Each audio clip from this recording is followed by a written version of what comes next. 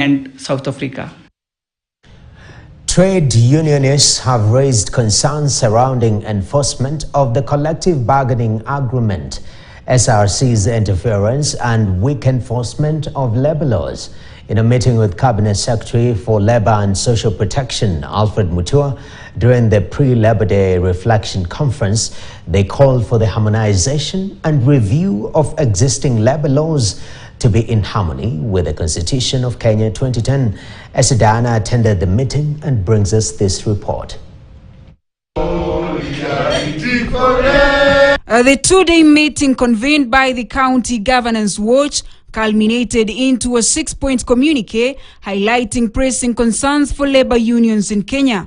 Collectively, labor unions have decried critical gaps such as challenges in the implementation and enforcement of collective bargaining agreements that have led to labor unrest. The state of labor and employment engagement in the country is not as stable.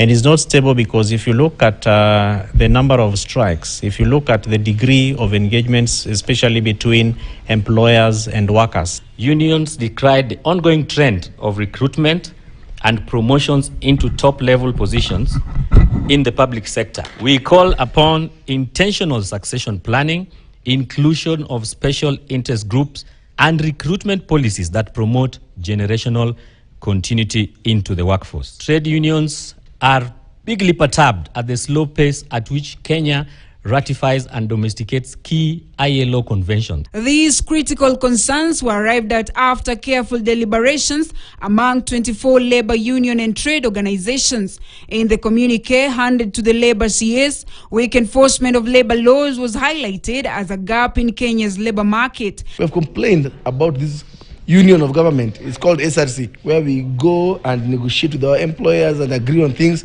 Then SRC comes from nowhere and blankly trashes everything we have agreed on and says that is our mandate. I want to urge you that before a strike, call me. Let's sit down and see. Because at the end of the day, even after a strike, you will still need to come and sit down with me. People need to have predictive salaries. And salaries are also based on the economic factors of the country. You cannot pay people more than what the marketplace can hold. I think that's a fact.